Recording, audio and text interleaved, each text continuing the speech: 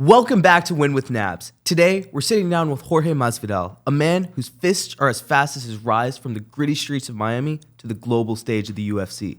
Beyond his name as Gamebred, a fighter bred for tenacity and skill, Jorge is also a savvy entrepreneur and a committed philanthropist in Miami. Whether it's launching his very own bare knuckle promotion, or engaging community uplift projects, or authoring his very own book, Jorge's pursuits outside the octagon are just as impactful as his striking inside it. His journey from unsanctioned street fights to becoming a UFC superstar is not just about personal glory, but also about giving back to the community and building lasting legacies. Jorge, it's an honor to have you on here, brother. Spit truth for the fighters. Tighten your straps, no pain, no gain. Feel the thunder in the rap. Win with Nabs, hear the bell, we don't fold. Legends rise here, stories always told. Retro grit fusion, hip hop, souls bold. Victory is ours, let the saga unfold.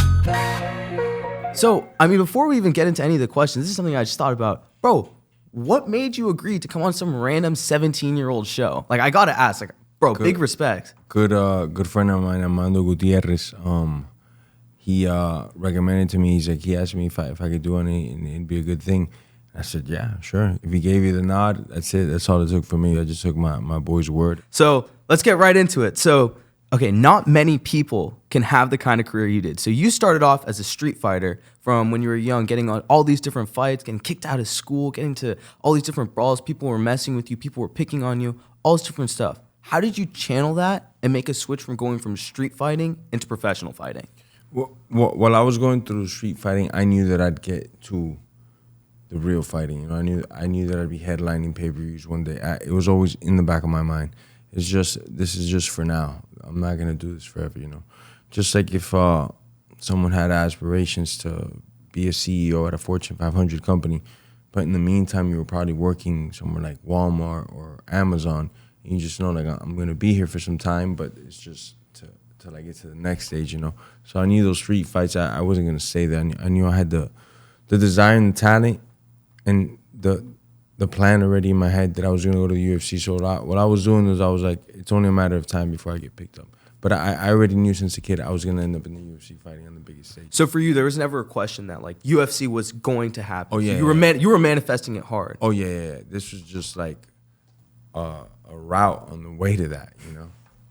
Okay, so you were also back on this point about being a troublemaker, and for you, being a fighter was really your outlet, right? And I feel like what's so unfortunate nowadays is that a lot of kids, a lot of young troublemakers don't have that outlet. So what piece of advice do you have for them as a former troublemaker yourself in straightening up? How do you do that?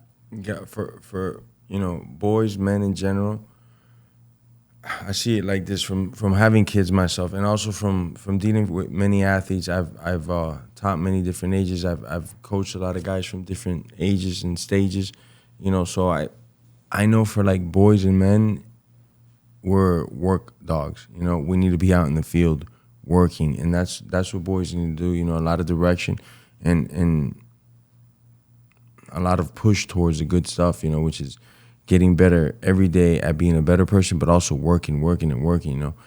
And fighting, it was like that for me, you know, because if I wasn't training, I know the other guy was. They were getting a little bit better. Maybe I didn't run 3 miles today, so my cardio didn't improve, and somebody else did run those 3 miles. So in my world, it's like instant gratification, where if you're not getting after it constantly, you're going to feel it in the mat. Because I may be a better athlete than you, I may have more experience, but that moment I run out of gas, and there's like 2 minutes left on the clock, and you're fresh as produce, and I'm going to be in trouble. So in my sport, it taught me like a lot of things, you know, much like in business as well, you know, like, hey, I'll call that, you know, cable provider or whatever service somebody's offering me next week instead of just doing it immediately. Things might mess up, things might happen, you know, so fighting showed me a lot of that, you know, get right to it type of attitude, you know? Just like on what you just said, it's like I always feel like in preparation for any kind of competition, I just feel like if I'm not constantly 100% tunnel vision on that, I'm like, dude, someone else is outworking me. And it's like, that's just that thought of someone possibly working harder than me. It's just like, dude, I got to lock in. Like, I got stuff to do. Because it's like what you said, right? You can have the best skills, but at the end of the day, it's 2 minutes left in the round, got no gas, so it doesn't really matter. Much more nerdy, but if I'm in a debate round and I don't have as much research and I'm not as well informed or I'm not speaking well enough, it doesn't matter if I'm technically better than them. You know, you gotta work for it. You get chewed up, you know? So you were saying that for you, you had this direction. So at what point was there this shift from no direction? Because I remember reading in your book, a lot of it was you're almost aimlessly, you knew that you were going to get to the UFC, but you didn't know how, right? You were just aimlessly street fighting. So at what point did you really like start to get that direction? And who, was there a mentor or a person who started guiding you towards that?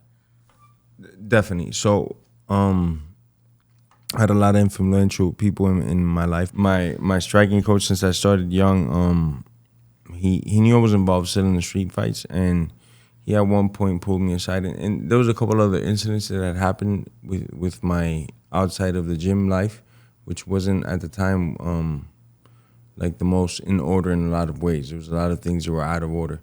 So this was somebody that knew me very well, that had a love and respect for me. How long did he know you? At this time already, like 4 or 5 years. So he had seen me since a kid till like I was already 21, 22 years old. So he had seen me like mature through those like very important stages and ages. He knew I had a lot of talent and a lot of grit, man. I would fight. I would come in the gym and give it my all. But I was also doing the street fighting. And, you know, there was an incident where some guys came to the gym looking for me, like in a couple vehicles, like maybe like 5, 6 guys came looking for me. And they weren't nice guys, you know, and I wasn't there, thank goodness. So later on, at some point, I caught back up with my coach, and he talked to me. He's like, hey, it just seems like a lot of trouble follows you, man. We got to change things around, you know. And this street fighting stuff, we gotta leave it aside at all costs. I think you could be a world champion. And nobody had really like talked to me like that ever in my life. And since I was so surprised, I was actually at first like resistant to what he was telling me. I was like, what? You know, why is this guy being so freaking good, you know? He's like, I legitimately think you could be a world champion, you know? And for my services, I just want 5% of what the fight is, you know? So if you... No contracts, no just contracts, just a handshake. Gentleman's handshake. If you get $1,000, you give me 5% of that. And if you get $1 million, you give me 5% of that. And I was like, okay, deal. At the time, I'm not making nothing. I'm making pennies, you know? So it took a long time, and finally, I made him a lot of money, you know, but it was a lifelong journey that he was with me before we started making money. It was like 16 years on the pro circuit. We had already been working already, so even longer than 16 years, but 16 years on the pro circuit before we started seeing real money, you know? And it just shows like, wow, sometimes God will take you through the desert to get to the promised land, but it's worth it if you have that firm conviction and belief in yourself. I mean, and do you think that part of it wasn't just that like he was like, okay, the street fighting needs to stop, and he was also just this fundamentally good guy, but he also corrected some of that almost rage or anger that you were carrying with yourself at that age? Or do you think that played a part? Oh, he still helps me out with my anger issues and my anger management, but definitely. But he just knew that I could get money that way, and a lot of other ways that I was getting money weren't the best ways, and most like you know, optimal ways, you know. So it was just getting rid of a lot of stuff that I had grown up with and around me, and just moving on to this is what I'm gonna do at the end from when I wake up till I go to sleep. Even if I don't produce money, you know, even if it doesn't make money, I'll just be in the gym and find a way for everything else to fall in place. And a lot of that was just faith also. Faith in God Almighty that he would provide, you know. Because I was like living in the gym, you know, like in the ring, like right under the ring. Mm-hmm. I had a little bed there.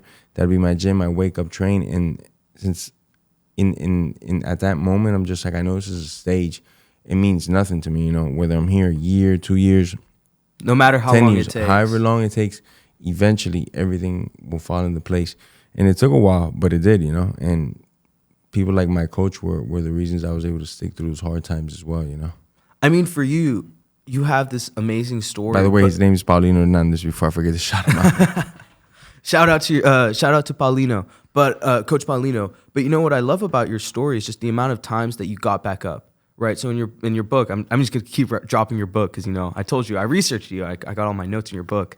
You talk about how you had all these amazing chances, right? But there's some times where you got robbed, right? Like, it's just the nature of the sport. You got robbed. You worked so hard for all these different fights. I remember you talked about the Strikeforce title fight, right? And how that could have been a pivotal moment, almost what it instantly meant that you're getting a title shot in the UFC right after winning that, right? And you said there were setbacks, you got robbed, different things happened throughout your career, but throughout all of it, ultimately what ended up happening is you persevered, you fought through, and you kept going, right? So you got into the UFC, and this is a story you talk about on, I think, every podcast. Everyone knows about this.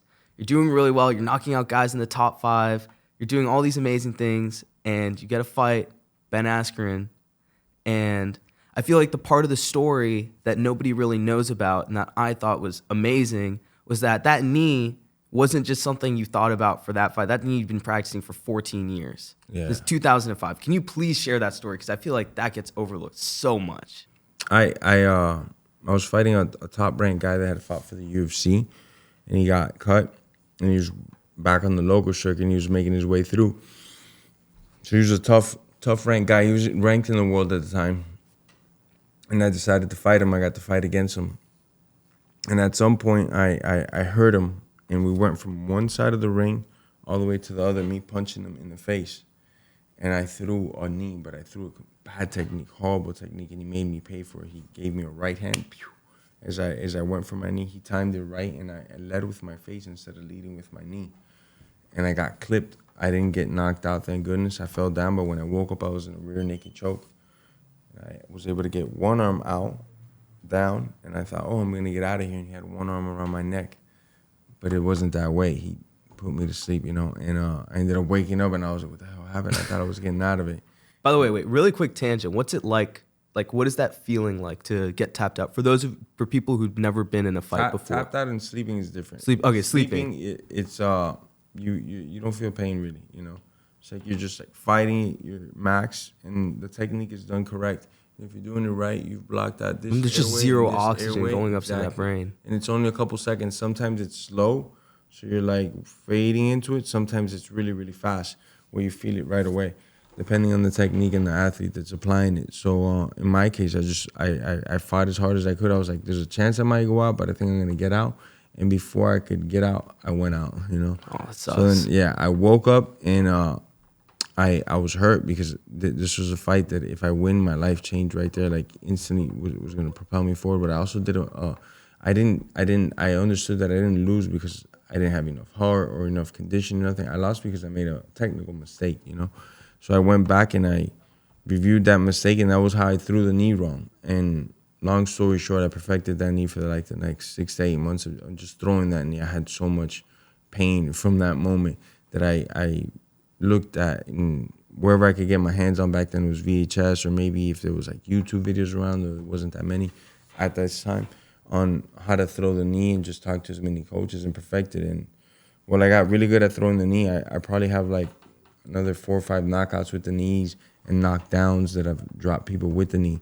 And finally, after all those years, it took till 2019 for me to land that more or less kind of the same knee, but perfected and become a household name. Almost 14 years, man. I mean, I think everyone knows Masvidal for that awesome knee, fastest knockout. I think it's like the first thing that pops up whenever anyone Googles you. Yeah. And you know what it reminds me of? You know that Bruce Lee quote where he's like, I fear not the man who's practiced 10,000 kicks once, but I fear the man who's practiced one kick 10,000 times. Yes. Bro, that quote gives me chills. It's just like, and that reminded me exactly of your knee, because I'm like, dude, like everyone's talking about, 1 second knockout, and like, he had, and like people don't really think about the amount of work that goes into it. Okay, so let's talk about how long is like the average fight camp? Depends, but if you have a good enough camp, 8 to 10 weeks is usually your average, I would say, if you have good proper time. Sometimes it'll fall less because the guy took a fight in shorter notice, 6 to 7 weeks.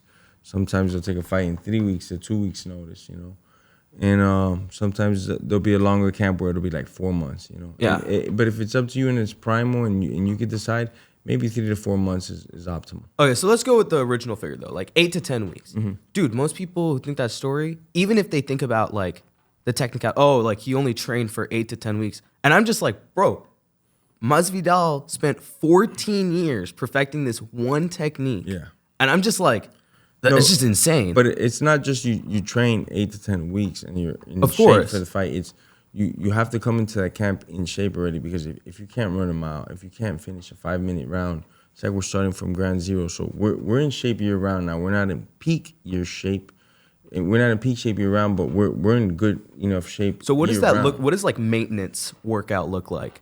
on like you maintenance just- between fights. You're running miles. You know, you're running a good amount of miles because that helps your heart and your body breathe under stress and dealing with things like carbon monoxide and all the things that start to pump in your body. So just running is a good overall workout that a lot of fighters will do for cardio, or whether it be swimming, or whether it be, you know, a HIIT workout at the gym with some weights, you know, and that's just like standard, you know. Same thing as far as the grappling goes, the sparring goes, the drilling goes. Those are going to be things that we're going to do every day no matter what. Bread and butter, the guys are going to wake up and go to the gym and either wrestle live or drill, whether it be jiu-jitsu. What's your favorite drill? I love MMA. I like drilling my wrestling as well. And I like MMA, you know, like my striking combinations with my takedowns. But my favorite thing to do is go live, you know. I love to be in good shape and just go live. Shake hands and kick Nothing ass, like you know? it. Yeah, it's the funnest part. So let's go back to that knockout, right? So it changed the complete trajectory of your career. Like you said, you became a household name. Everybody knows Masvidal at this point. You're calling for the title, everything. So how did that knockout change your life and career? It opened up the doors for a lot of things. A lot of sponsorships came in one after another. And, I mean, just like people that probably never watched the sport before, all of a sudden started watching. And they said that I made them a fan because of that 5-second thing, you know. And it's a very easy way to explain also the sport to somebody who knows within the sport. Like, hey, you want to see a dead body real quick? And then, you know, you show them the sport, and it's like they either love it or hate it. Bro, the guy You know? just it's done. Like, it's just done. 5 seconds and he was nuked. So a lot of people loved it, you know, and I got a lot of love and support, sponsorship deals. My pay-per-view numbers went through the roof because a lot of more people had seen who I was now. So Wait, I'm gonna stop. So I'm gonna stop you right there, really quick, because this is something like I've always been curious about, and I think a lot of fans are curious about. Do fighters who aren't challenging for the title or who aren't the champion, do you get pay-per-view points as well, or no? Usually not. Okay, you just keep going. Not anything. You don't get $1. If you have a special contract, maybe, but usually nobody challenging for the title will get a percentage of the pay-per-view. That's good to know. So that reminded me of one of the next thing I was really curious about. So you had so many offers to fight for the title before you actually did, but you said no because you were insistent upon getting what you believed was fair compensation for fighting for the title, getting those pay-per-view points, getting the money. And so how does negotiating work in the UFC? It's rough, man. It's tough, you know. They got complete control over what's going on, and it's tough, you know, for the fighters, for the managers, the athletes. The UFC basically dictates what happens. I'm not gonna sit here and say they don't take care of guys, because they do. They take care of guys better than any other company out there in the world. There's nobody that compares to the UFC as far as companies right now. All this nonsense talk about what these fighting companies will do or this and that. So I'm malarkey because I've heard it all. None of them do it. UFC has a model that works. Now, as far as like me being an athlete and you know, me wanting to always get paid more, it's always like, fuck you, pay me more, you know. But in reality, they do take care of people. They take care of us very well. So for young athletes who are trying to make it work and who struggle, because I feel like even in your story pre-UFC, right? You talk about being in Strikeforce, being in all these different promotions, obviously much smaller, and obviously the compensation is going to be smaller because they're not the size of the UFC, like the monster that it is, right? So for those young athletes who are trying to make young athletes who are trying to make ends meet so they can get to a point where they can fight in the UFC, but they just don't have the money, do you have any advice for them? Like, what should they be doing? Because you just hustle. You were just working. So, like, what do you recommend for those fighters? There's no excuses nowadays. Back then, I did every type of odd job, from pizza delivery boy when there was no GPSs to everything. Every odd job you can imagine. In gig, I've done it. That's the Miami hustle, man. Everything from working at animal petting zoos to being security guard in parking lots. What's the weirdest job you've done that nobody knows about? Telemarketing would be pretty weird. Some sort of catering. I didn't like it, you know. Why didn't you like it? I had to scrub dishes after the events and clean all the pots and stuff. It wasn't weird, but I didn't really like it. Maybe, I don't know, security guard or something, dealing with some weird people. I would imagine though that like doing all those different experiences only hardens you because I mean, while you're there, are you thinking, you know what, I'm here, it sucks now, but this is for my future. This is for the future of my fighting career. Every time, you know, that's why I never had a job I could keep because I was always thinking about my main job, which was fighting, which was the only job I was able to hold. You know, so every other job I ended up getting like fired from at some point. You know, all these like gigs and little, you know, moments in my life where I was just getting by. I wasn't able to do well because my mind was always in my other tasks. What am I gonna do when I get out of here? How many miles am I gonna run? Man, I'm only gonna have like 6 hours of sleep. Man, I gotta be up tomorrow. Yeah, I gotta do this workout. You know, so my mind was always on like what I was gonna get done immediately after that because that's what mattered to me, getting my gym session in. And so how did you balance? So I think you just brought up a great point. You're like, okay, tomorrow I got to go run. I got to wake up early. How did you balance making money, but also making sure that you're in good physical condition, you're going to the gym and you're training, but also, like you said, you're making money? That was tough. Because back then, I'd have to be able to take a fight within 2 to 3 weeks ready. So that means I had to always live in peak around shape. I had to live and die in the gym. So every day I was in the gym and every day I was getting money in different ways, you know.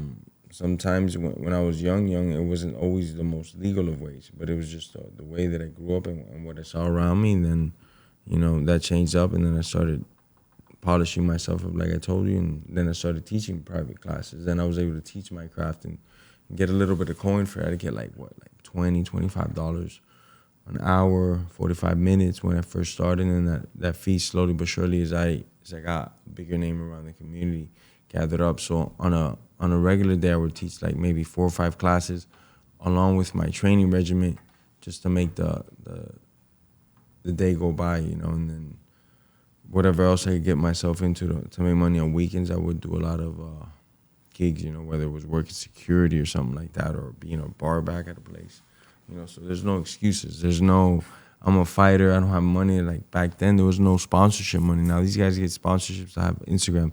There was no Instagram then. There was no sponsorship dollars for nobody. You were a world champion in the UFC. You weren't getting $1 in sponsorships. The game's I mean, it's just completely crazy different. how much it's changed. I mean, not the UFC, but if you think about like college sports and NIL and how much, like NIL, tens those of are millions of dollars for now. college students. So there's no excuses now that like I can't do this because I don't have that or I wasn't born with enough of this. It's like there's none of that no more. You can go out there and get it. You can invent the next selfie stick. Was there ever any of that in your head? Like, oh, because of this, I'm not going to be able to Was there ever any mental barriers? To tell you the truth, it would piss me off, you know. Like when I see like, oh, so-and-so was gifted a car for his birthday. He just has to drive there. I got to take buses and bike rides and everything. It just piss me off when I'm riding that bike, you know. Like, I'm going to punch somebody in the face extra harder today, you know. You're locked in. You know what I love about your story, man, is just like, it reflects that Miami hustle. Like nothing was given to you. You clawed your way to the top. Gamebred, you were bred for that. Can you talk about the name a little bit, actually? Yeah, definitely a good work ethic that I get from my mom, from seeing her put in work, you know. She was working multiple jobs, right? Multiple jobs, always. My dad got arrested when I was like 5, so she took over the whole household. And he didn't come out till I was 22, so my mom's always been like a strong woman, you know. Had a couple different jobs, a part-time job, always made it happen. So I saw her work ethic since a kid, you know, and I was always with her, around her. And she would go to the gym. She would take me to the daycare in the gym, and I would remember her off time, her free time, she'd want to spend it in the gym, like working out, just like an animal, just like me, you know. Gamebred, game means the ability to fight through pain or fatigue. Doesn't mean how good you can fight. It means how good you can fight the pain and the fatigue that we all feel. And bred means, you know, you got a German Shepherd with another German Shepherd, you bred a shepherd, you know, so Gamebred. We're born for this. Bred for this, you know. So the other thing I love about that is it's just like you're willing to face anything through any pain, through any adversity. So my question to you is, what is the hardest fight or pain that you've ever been in your entire life? My mama whooping my ass, for sure. That is the most painful that I've felt. Was it justified? If I tell you, probably not. Probably yeah. Who knows? But I'll tell you the truth, and I always say this in interviews because in fighting, by the time I have like, I don't know, whatever pro fight I've had, I've gotten my body so conditioned to that point, you know, of getting like the first time I got kicked in the leg, or like if I was to kick you in the leg right now, pretty hard, you'll remember this for a long time. You know, that pain receptor is a great like teacher. It'll stay in you. Like that one time Masvidal kicked me in the podcast.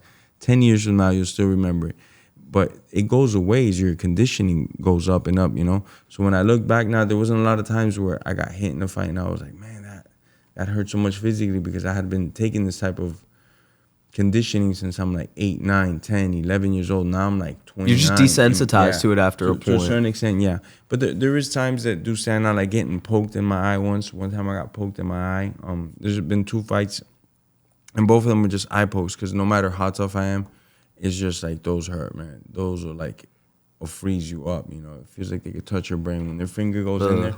And those suck because the rules in the UFC still suck for that. So if you get kicked in the balls or anything else funny, they give you up to 5 minutes. But if it's an eye poke, they'll get in there and be like, oh, let me see your eye. Can you see how many fingers? Okay, good, go. It's like, no. You got to get more time to recover than that because you can't see and it hurts. If you give for the nuts with you have an iron cup on 5 minutes, you should give me for my eyeball 10 minutes. You know, because then when the vision does come back, there's a distortion of it. That perception is gone. So it's just not a good thing. That's why a lot of times when somebody gets poked in the eye pretty bad, even if they continue on, a lot of times it doesn't go their way. It just messes up everything. Your equilibrium. How's your eyesight now? Pretty amazing. I have pretty good Really? eyesight. Yeah. I have like amazing eyesight. Dude, I wish. For me, my eyes, not good. My glasses are like this thick. Yeah, no, I got to find a way to like sell this eye level and put it out there to Bro, the start a masses. business. Yeah. Let's sell those eyes, man. Yeah. Okay, so you've been when you were competing at the highest level of the UFC, which is very, very difficult. So how do you maintain being a top-ranked fighter in the UFC? How do you prevent yourself from going lower in the rank, like preventing yourself from getting matched with lower-ranked guys, or trying to make sure that you're always fighting the top of the top competition? Because you got to stay competitive, right? So how do you do that? You got to win and win in impressive fashion. You know, and if you're not winning in impressive fashion, you're just going to have to win a lot more. But if you're knocking people dead and you're giving the fans what they want, you're going to climb the ranks, you know. And then the rest is just staying in shape, staying ahead of the curve and staying in the gym and go up a set of flights 200 times and all that. It's just who's also ahead of the curve in the science, who's getting the better recovery, who's got the better submission teachers, who's drilling more, who's watching more tape, who's taking more advantage of these 24 hours. Whose coach is better? Then is your coach better? My coach better? All these things. And then at the end of the day, which is the greatest thing about fighting, is who's got the most conviction. And these are the things that keep you at the top, you know. I know you're good. You're 100-0. You're this up-and-coming badass. But you know what? I think you're overrated. And I think you never fought nobody like me. But if I believe that, then I might win. But if I really don't believe that, might not win. Nothing matters, you know. So it's like a firm belief in yourself, and then everything else. I said all the training, all the regimen, staying ahead of the curve with the science, everything. So what do you think is the big difference between a top 5 ranked fighter versus an unranked guy who's fighting? Like on the regional scene? Well, no. Even in the UFC, in the big company, the like, UFC? or someone who's fighting on the Contender Series versus a top ranked, like top 5 fighter. Like, what makes the difference? Okay. Well, the fighting now has fallen off a little bit, I feel. As in back then, you had to be like 18-0 to get into UFC, 18-3. Like when I got in, it was incredibly hard to get in, even harder to stay in. Now they started taking guys at like 3-0 and 4-0 to get into the UFC. And for many different reasons, you know. I think one of them is so they can guide their career more, they can control them younger and stuff like that. And also, it's just a bigger company now. Yeah. You know, so the level in a sense has kind of fallen off because now you got a lot of guys that are like 3-0 in the UFC when you had to be like 17-1 to be in the UFC and all this stuff. But even amongst those guys, there's still some amazing guys that come out in the top 5 compared to everybody else. Is always a drastic difference between their athleticism, their backgrounds, their accolades maybe before they even got into experience. And how does experience change that? Well. Like the time in the game, the amount of fights you've had. How do you think, as a fighter, how does it help? It helps, and also in your background, you know, because you might have a kickboxer that has 100 fights going up against a wrestler. It's like a national champion. That national champion, if he gets to his legs, is going to take the kickboxer right out of the experience. All that boxing stuff is going to go out of that window, you know. So it's very interesting once you get in there. So in your career, you faced a fair amount of setbacks. In pre-UFC, you encountered a big issue with your hand, right? You had this big hand injury. And so when you're facing those physical, and also I feel like injuries is a very mental thing. It's like, oh, I can't train as hard. I can't hit the bags. I can't do a fight. I can't, like, so many different things like I can't do. So how do you fight those physical and mental challenges when you're recovering from an injury? And was that your worst injury? You just push through, brother. Pray to God and push through. There's the advances in science and stuff as well now that there wasn't back then, like stem cells, exosomes, things like that. They really, really help. But a lot of times when you have these injuries, some of them were out of my hand already, where the doctor's telling me I have a complete tear and it's like weeks before a fight. I just pray it's in God's hands. You know, there's how is your spirituality and faith in God help guide you? God-fearing man and my belief in God is why I'm here. The reason why I've gotten so far, the reason why I've stayed out of trouble. All the good stuff comes from God Almighty. So whenever I've had injuries that I'd go to the doctor and the doctor's like, there's just no way you could fight, bro. 2-3 weeks from now, you have a complete tear here, this and that. It's like, yeah, I could listen to you, or I could go to pray to my God, get myself right, and go out there and compete and do something crazy. Not even this doctor thought it'd be possible. So it's like that level of mindset. And I'm not the only guy that's done it, you know. There's a tournament going on right now called the NCAAs in wrestling. There's guys that have no ACL, PCL. They go in there, compete, and win it. It's like how Kurt Angle had broken neck. He got injected with that shot or whatever it was. They probably put cortisone. Yeah. You know, it's like a mindset. It sucks if you have an injury going into competition, but it could be done. My equivalent of that is like if I'm going to a debate tournament and I'm like sick or I have a sore throat or like I can't talk, I'm all congested. Like my ability to project, to speak, to put myself out there, I don't got it. But I just feel like so much of that, like what you said, like faith in God, man, there's just powerful stuff. Like for me, like even when I'm away, when I'm traveling, I always make it a point. When I get back to the hotel room, I'm always praying. And it's just like, there's something about that you just you don't get from anywhere else. A sense of like self-fulfillment. And it's so peaceful. I was at this business competition in Orlando like 2-3 weeks ago. It's called DECA. And I competed. So I'm Muslim, right? And so for me, I tried to the best of my ability, observe prayer times. And so I had my competition, because the way it works is like 20 minutes, like you sit down with someone, talk about some business scenario, whatever. My thing was scheduled for 3. My prayer time was 4. As soon as I finished, I thought it went really well. And just like, you know what? First thing I got to do, got to thank God. Went back to my room, I prayed, and I was like, I feel good. Whatever happens, happens. Dude, next day, state champion, going to nationals. And it's just like, there's something about that just like, you don't get from anywhere else.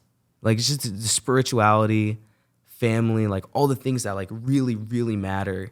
Like you can't fake that. And so for me, I'm not going to know about this for a while. Don't worry, Dad. I'm not going to make you worry about this. How did having kids change you? Changes your life big time. For me, it made me nervous, you know, because before this fighting stuff was all a big game for me. I was just really good at this game, you know. I was born with abilities and I understood it, that God had given me like gifts in these departments.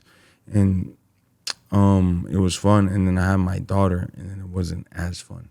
I started getting nervous. I'm like, man, because you got people to take care of. There's bills, there's milk formula, insurance, doctor's appointments, this, that. How much money? If I win, I only got this much money. It only lasts this much. And like my first 2-3 fights, because I never got nervous before my daughter was born. And then once I brought it back to myself, then I never got nervous again. But, you know, it was like maybe 3 fights where I wasn't myself. For the first time in my life, I was like nervous before a fight, you know. And I had my daughter in October. I fought in like mid-November in Japan. I had never been so nervous in my life. It was the first time and only time in my whole career that I've thrown up before backstage. There's a lot of guys that they constantly fight like that they're always nervous. Every one of their single fights, this was never me. So it was like a shock. And I had like another fight. And it wasn't as bad, but I was still nervous.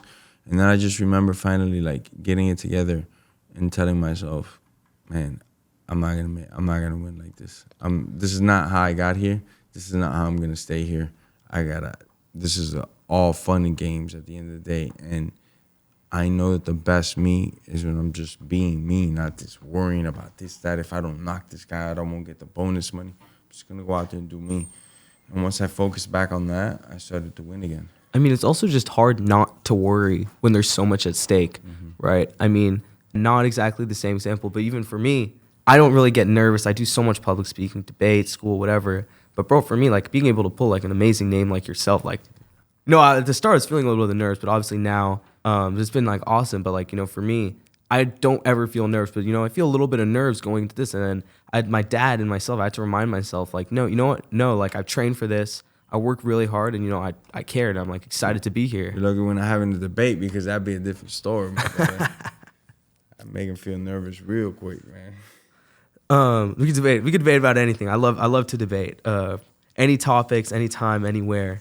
It's kind of like those you fighters. said it on camera. Remember, you said this on camera, and then later on, when I call him out, you're gonna be like, "I can't. I'm sick." It's like my equivalent of the BMF, but instead of like, baddest MF, it's like, baddest MF debater. You know what I mean? So I have to ask you, because I'm a very big believer in this. I believe that winners lose more than losers do, right? Because you have to lose in order to win. Because it doesn't matter if people say undefeated, whatever, but at the end of the day, you have to lose, because otherwise you're never going to win. You're never going to evolve. Like if you're only playing against people, let's use chess for example. If you're only playing against people who you're better than, you're never going to get better. Yeah. You got to go against people who are always better than you. That reminds me, I'm going to keep talking about this, but my debate coach when I was in 7th grade, he told me, you're going to lose a lot more than you're going to win. But if you stick around and fight past the losses, eventually you're going to win, you're going to be successful. If you really like something, or if you need to do something for money or for whatever reason it is, unless you stick with it and learn from the losses and adapt from the losses and get better from the losses, right? You're never going to improve. So for you, how have losses shaped your career, and how have you bounced back from losses?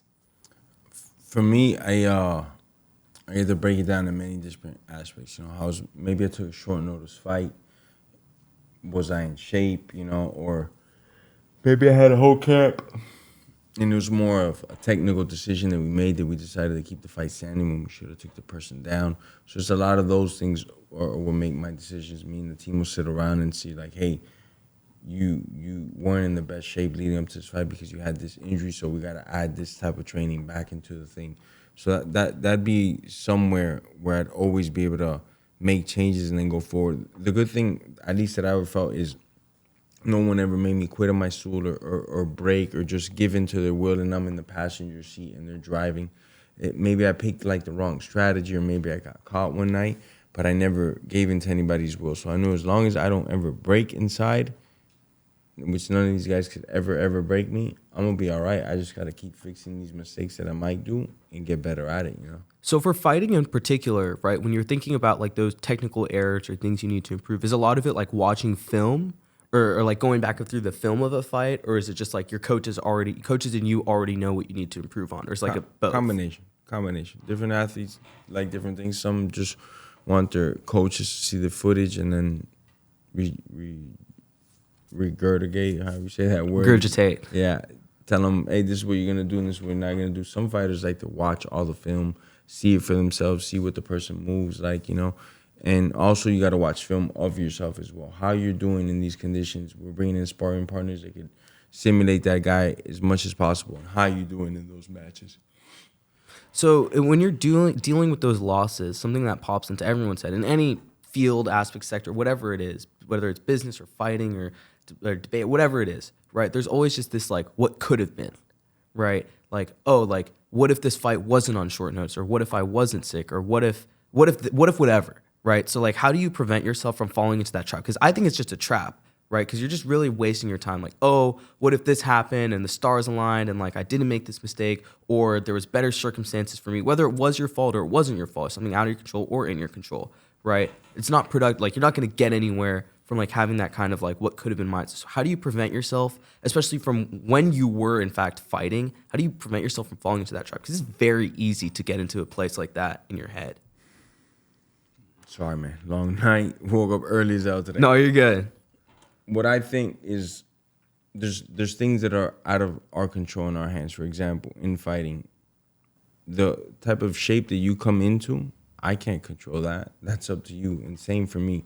There's a lot of, I can't control your speed or how long your arms are and stuff, but I could prepare for that, and I could also, one thing that I'm in control of is what type of shape I come in, what type of conditioning I come in. So those are things that I can control and always prepare for. In fighting, there's things that, you know, in a way you can't control for, like, let's say, getting sick. And I used to cut, when I was at 155 pounds, I used to cut tremendous amount of weight.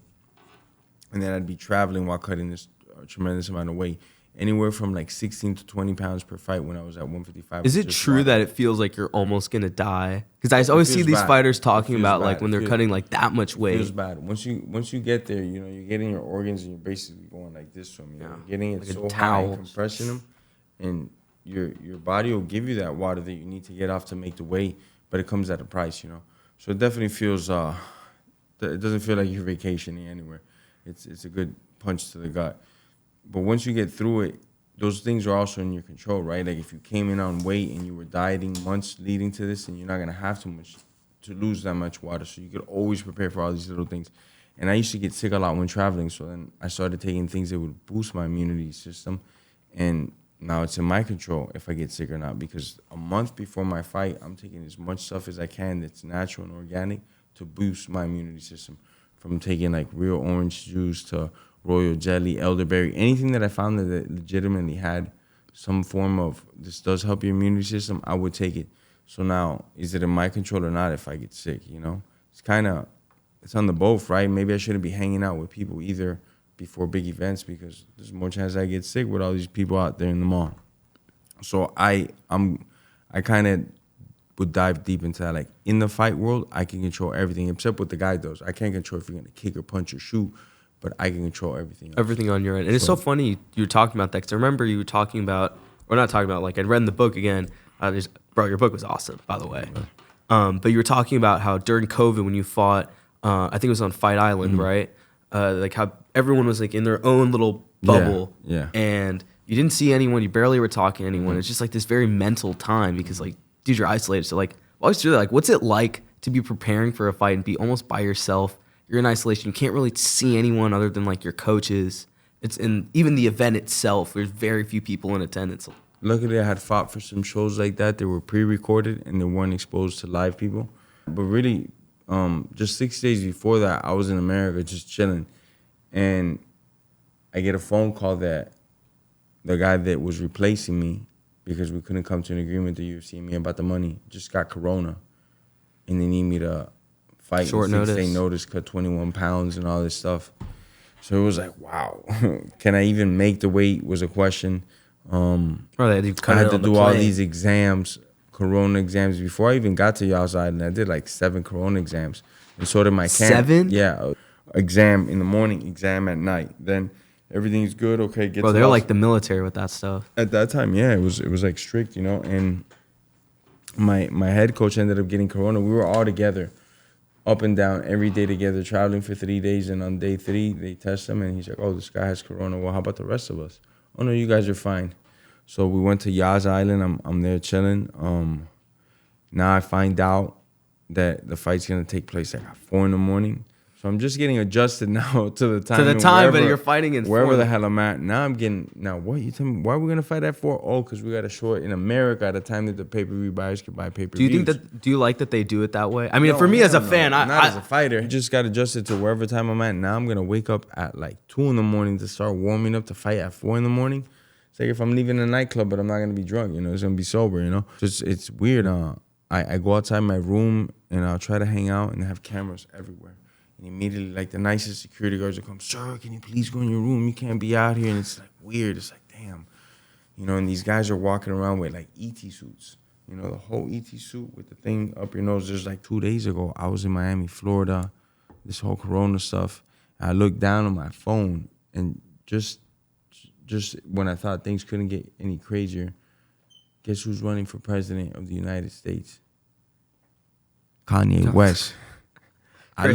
I looked, this was in 2020. This is crazy. I looked down at my phone. I said, bro, and I'm fighting for the world championship on 6 day notice. Crazy. Middle of Corona, and Kanye's running for president.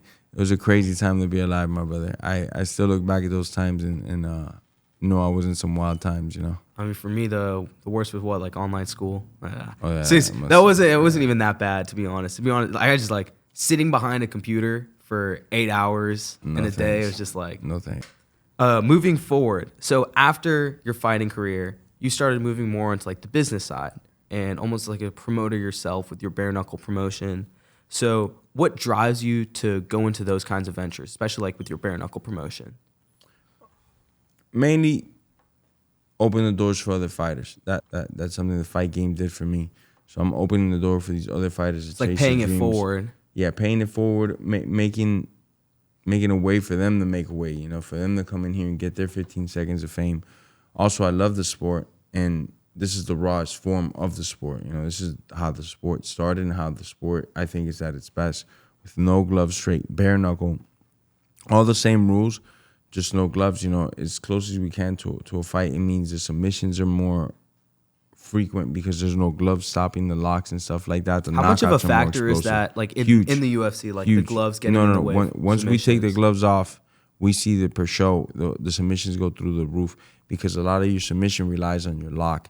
And when you don't have 4 ounces of gauze plus a glove, you could also put your hands in places where the glove makes it harder. And I could always just grab onto your glove.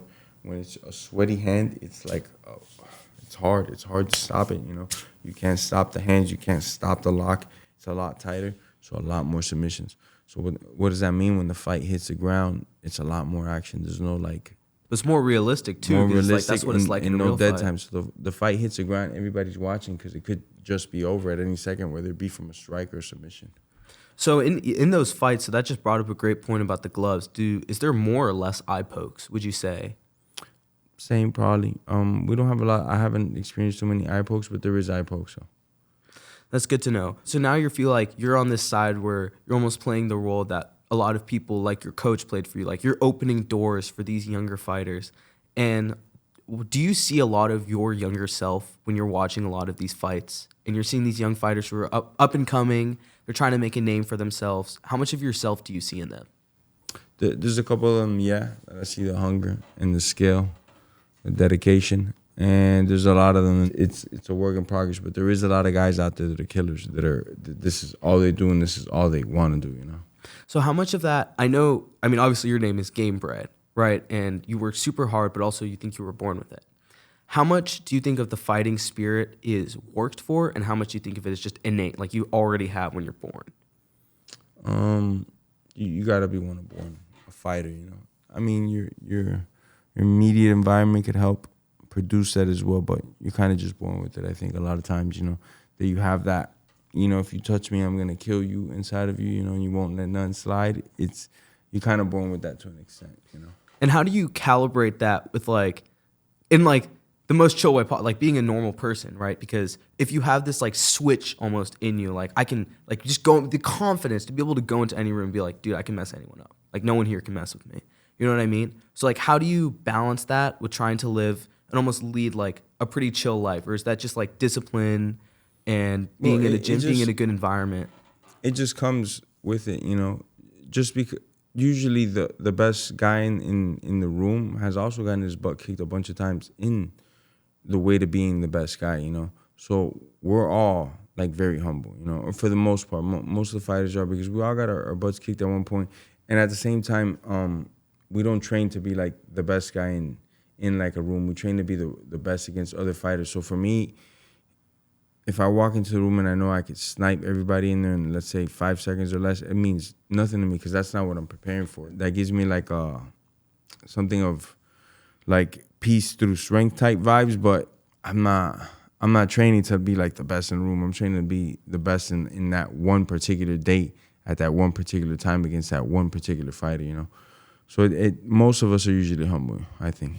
I think that's a really interesting perspective, especially because you see all these different fighters who have all these personalities and personas and this and that about like, oh, I'm the best and nobody can mess with me. Like a lot of this showmanship, which I think in the UFC to some extent it's kind of necessary, but also I feel like some fighters like Alex Pereira kind of disproven that. Just like you can make a name for yourself just by beating people up and doing things the right way. And I just feel like there's almost this perception that you have to do it that way. You have to be this big personality, create this imaginary character, lie about other people, slander other people, insult other people's families, insult all this other stuff. And I'm just like, it's not. I feel like as a fan, it's just like not necessary. Yeah, no. You know? No. If you attack the athlete versus athlete, I never care. But if you're like involved children, wife, religion, or even you know, like the country. Like I get, you know, there has to be jokes have to be made. I do have to push buttons to maybe to get you to Of come course. out of character, you know. But there's A there's a line. way you can do that. Plus, at the end of the day, we're gonna get in a fist fight anyways, right? So, you know, all that talking is like a little bit unnecessary. How does it change things when it's personal versus when it's just business? For me, it's always the same as business, no matter what, you know. You don't let the other guy get in your head. Because that's how it started. It started out as a passion for me of like it being personal, but it became like this is the way I feed my family, so I can't mess that up, you know. I can't make this a personal thing, you know. Too big to fail. So an extremely an extremely respectable trait about yourself and something that you talk about a lot is your belief in your political beliefs.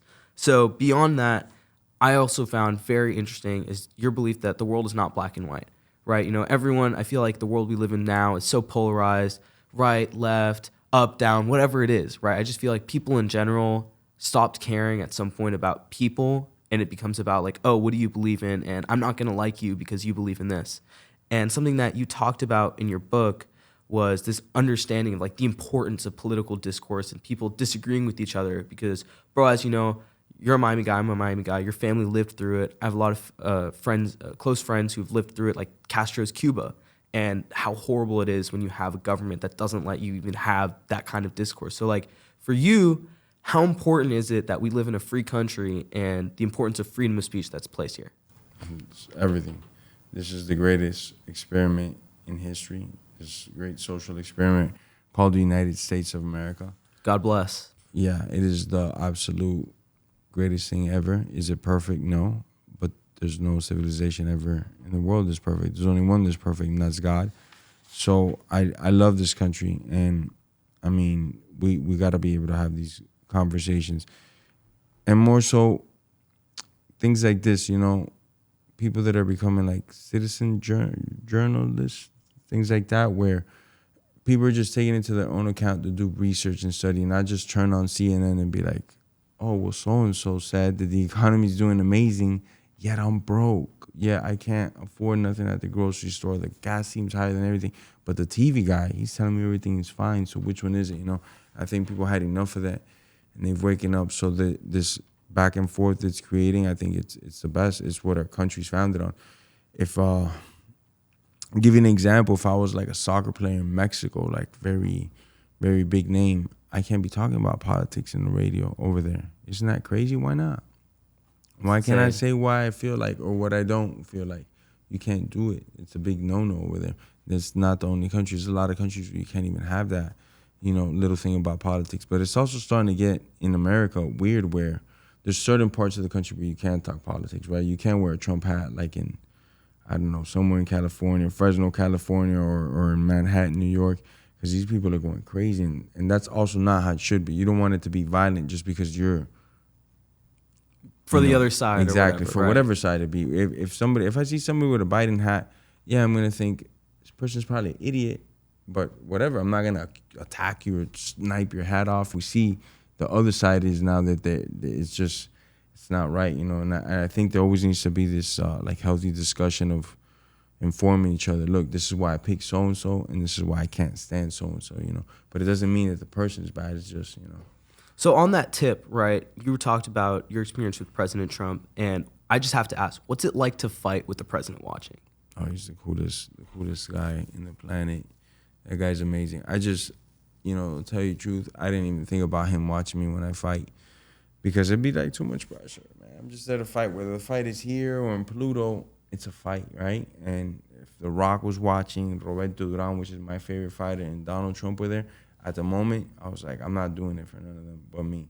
After it all hit me, like, wow, I got to perform against. How do you like lock in when you're like when you're there? Like, how do you suppress those nerves and all that stuff? Not even suppress, just kind of like, that's not what it's important. What's important to me is this guy is trying to kill me. That's the only thing that's important, you know. Yeah. I mean, and how do you go into every single fight knowing? I mean, it reminds me. Izzy said once, I think it was like round 5. He said, "I'm prepared to die." Yeah. And so, like, how do you against Kevin Gastelum? Oh, that's a great fight. What was it like though to go into every single fight knowing that there is this real risk of actual injury or just straight up like death? Right? I mean, it doesn't happen that much in the UFC. Yeah, it's very low in the UFC, but the mentality's the same. You know, you gotta kill me to beat me. And that's it, really. And your training will take you through that. You'll suffer so much in training, you're like, I don't want to give you an inch, you know. And you're willing to die, at least in that moment, not to lose, not to take this out, you know.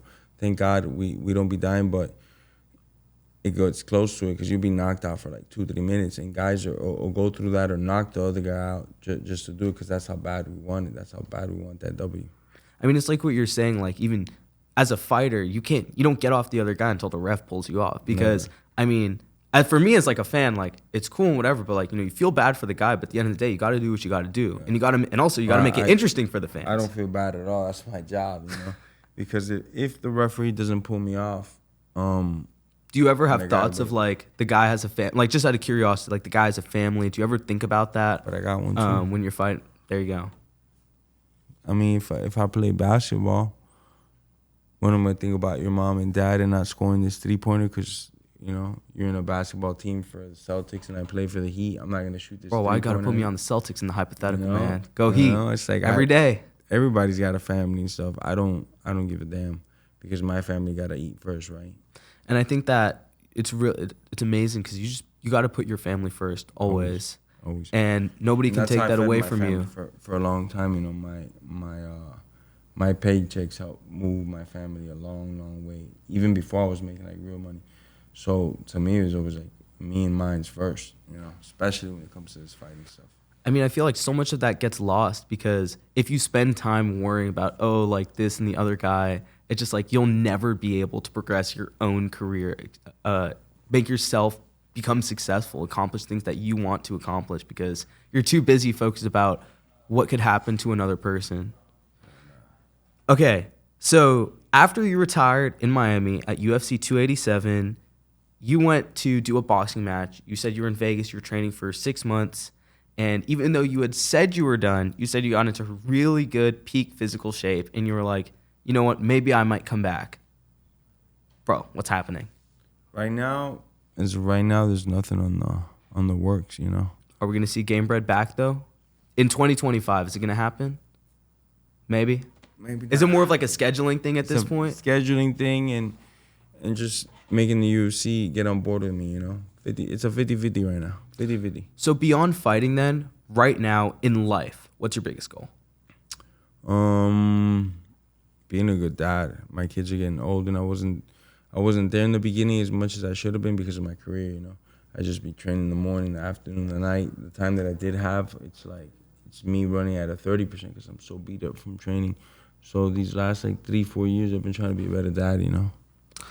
The money's there, the things are there, but if I could just be a better dad, that'd be pretty cool. Man. Yes, sir. And I just feel like that, it just grounds you. Because like we said, you have stuff at stake, but also like, you know, now that you're in this stage where like, you've made the money, you've made a name for yourself, you're one of the best in the world, and now you're just like, you get to enjoy it. You worked so hard for what? So now you get like to the payoff, the reward of being able to just sit down and enjoy it with your kids. Your victory laps. Okay, so now we're on the part of Win with Nabs that I like to call hitting the speedback. So I'm going to ask you some like rapid fire, fun questions. Are you ready? All right, so what's the biggest misconception about you? What do people get wrong about Masvidal? I think I'm a nice guy. Bro, but you're a pretty nice guy. Like this is, you've been pretty nice. I'm not. Until I'm not, and then people are sleeping. You know, but that's probably the biggest misconception. Sometimes people will come up doing weird shit, and it's like, man, you're gonna enter a world of pain now, motherfucker. You know? What's the weirdest fan interaction? On that tip about people doing weird stuff when they come up to you, because I know that I've had a lot of people coming up and hugging me, but I don't mind that. You know, like if you do it, you know, if you come like forward to forward. But I've had a lot of people like being weird, like putting their arm from behind me. Nah. I'll turn around and you have a complete stranger that's like heavily intoxicated. Cause I don't really drink alcohol either. So when people get drunk around me, it's like a weird thing, you know. A little uncomfortable. Dude, you're coming up to me because I'm famous for violence and you're really doing this? Like, no, it's also like, you ever see those videos of like other fighters getting fans? You're like, bro, like I remember this, I'm talking about Izzy again, but he's like getting to his car and some guy's like, yo, bro, I'll mess you up. And Izzy's like, bro, do something. Yeah. And the guy just like, he's not going to do anything because obviously, bro, why would you mess with Izzy? You know what I'm saying? And it's just like these people, you Y'all are professional athletes. You're like the best in the world. But that's why people do it. It happens often. Happened not too long ago, either too with a couple of friends of mine. It just happens, man. It just happens. Boxing or MMA for pure skill development, and which one's better in a street fight? Absolutely, without a doubt, MMA is better everywhere, But they both serve their purposes, because if you could just land a 1-2 and knock somebody out, that's just as good, But obviously, if you're talking about a fight, MMA is the best thing ever. It's not even close. So you've spoken a lot in the past about your Cuban heritage. How does it influence your fighting spirit? Cubans are great at combat sports. Are some of the best pound for Joel pound. Joel Romero. But just even before Joel, just what they did with the boxing team, the wrestling team, the judo team, the taekwondo team. When it comes to combat sports, everywhere, all the combat areas, Cuba's always had like a firm grip on it, So that's where my blood comes from, and I'm very, very proud of it. Also, their fighting spirit, the fight against communism and this nonsense that they have going on over there, they have a very strong fighting spirit. Most inspiring fight of your career? I'm gonna say all of them, brother. They all like inspired me. The first fight I did, or the world championship I did, if I hadn't done this, I wouldn't have gotten there. They all required a training camp, a strict diet regimen, a strict sleeping regimen. So in my heart, all my fights hold like a very, very special place in my heart, and all about the same. Though the disparity in the money's obviously completely different, and the exposure that I got in one or the other, but to me, they all have like the same special place. And what is your favorite fight of all time? No, it doesn't have to be yours, but just period. Favorite fight of all time. I'm like a vampire, brother. I've seen all the MMA sections, so it's like the early Pride UFC days or the nowadays.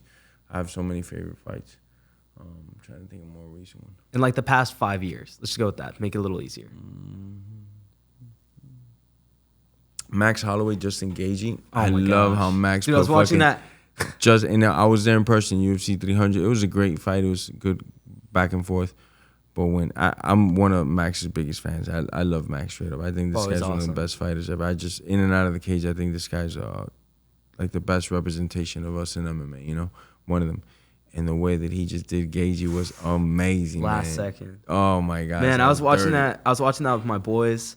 For every card, what we always do is like everyone comes to my house. We always get the pay-per-view. Cough, cough. If you know, you know. Always have the pay-per-view on. Get some chicken wings, pizza, and my boys and I are watching the pay-per-view. Man, we were all like that whole fight, and then the last second we were just like, he went under, and then just boom over. Insane, crazy. That was one of those moments. It's forever you remember. Oh my gosh, I remember when I went to, I think it was 298 here in Miami. There was some heavyweight fight. I think it was on the prelims, and just like, this is my first time being physically in a fight, like hearing the canvas and like the sounds of them hitting each other, just boom, boom, crash, and like all these different sounds. It's just like when they get sniped in real life, then on TV it looks and sounds way different. No, I know, but because like even that experience, it's just them like wrestling. It's just a simple takedown. And I'm like, bro, it's so cool. So, like from the streets of Miami to the bright lights of the UFC, you've shown what true grit and determination can achieve. Thank you so much for joining us today, brother. It was awesome. Appreciate it, brother. Let's go, man. Good stuff, bro. Catch y'all in the next episode of Win with Nabs. We had an awesome time with Jorge Masvidal. See you guys on the next one. Stay fighting.